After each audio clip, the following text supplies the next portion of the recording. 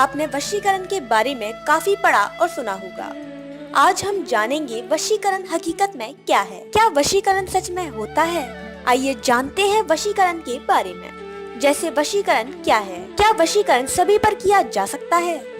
वशीकरण के पॉजिटिव और negative effects क्या हैं? आपके द्वारा कराए गए वशीकरण ने काम क्यों नहीं किया? क्या वशीकरण करने की शक्ति किसी में भी हो सकती है?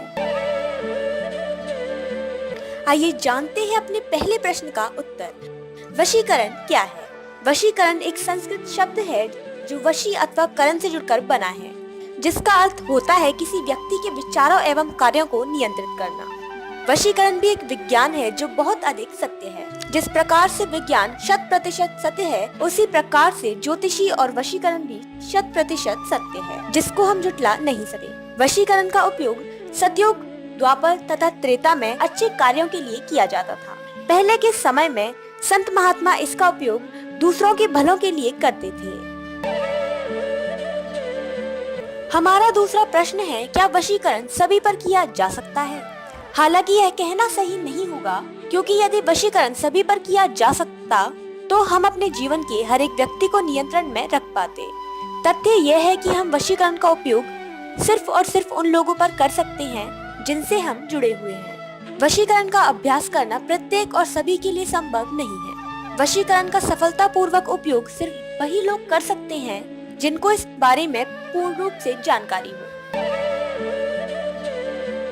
आइए बढ़ते हैं हमारे तीसरे प्रश्न की ओर। वशीकरण के नेगेटिव और पॉजिटिव इफेक्ट्स क्या हैं? वशीकरण का नेगेटिव इफेक्ट है, यदि आप किसी व्यक्ति से एक या दो बार मिले हैं और आप उस व्यक्ति की आदतों, विचारों और परिवेश के बारे में नहीं जानते और आप उस पर वशीकरण का अभ्यास करते हैं, तो यह उस व्यक्ति के लिए हानिकारक सिद्ध हो सकता है। और यदि आप वशीकरण के लिए गलत इंसान को चुनते हैं, तो यह आपके जीवन पर नकारात्मक प्रभाव डाल सकता है। वशीकरण का पॉजिटिव इफेक्ट है, वशीकरण उन संबंधों को सुधारने के लिए किया जा सकता है जो किसी कारणवश बिगड़ चुके हैं। जैसे पति पत्नी के बीच में अलगाव के कारण खटास आना, दो प्रेमियों के बीच में किसी अचानक से आई गलत फहमी के कारण दूरियां बन गई हैं, या फिर प्रतिबद्धता के बाद शादी करने के लिए इनकार कर दिया है। ऐसे समय में वशीकरण के द्वारा आपकी बड़ी से बड़ी परेशानी का हल बड़ी आसानी से किया जा सकता है। हमारा चौथा प्रश्न है, आपके द्वारा करवाए गए वशीकरण ने काम क्यों नहीं किया? यदि आपने पहले भी किसी ज्योतिषी, तांत्रिक या मौलवी से वशीकरण करवाया था और उससे आपको कोई भी परिणाम नहीं मिला, तो ऐसा अभ्यासी के कारण है, तकनीक के कारण नहीं। इसका सबसे बड़ा कारण यह है कि जो व्यक्ति वशीकरण कर रहा था उसे इस बारे में पूरी जानकारी नहीं थी, क्योंकि वशीकरण हर इंसान नहीं कर सकता। वशीकरण की जो विधि है, उसमें जो मंत्र यूज किए जाते हैं, यदि उनको सही ढंग से ना किया जाए तो वशीकरण सफलतापूर्वक काम नहीं करता।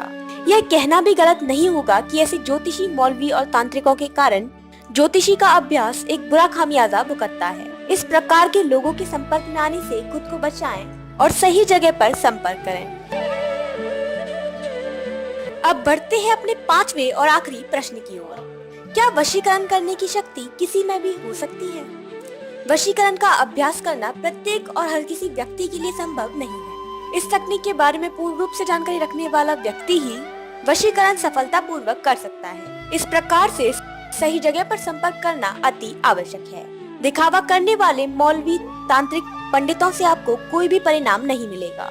कारण यह है कि इस प्राचीन कला के बारे में बहुत कम लोगों को पूर्ण रूप से जानकारी होती है।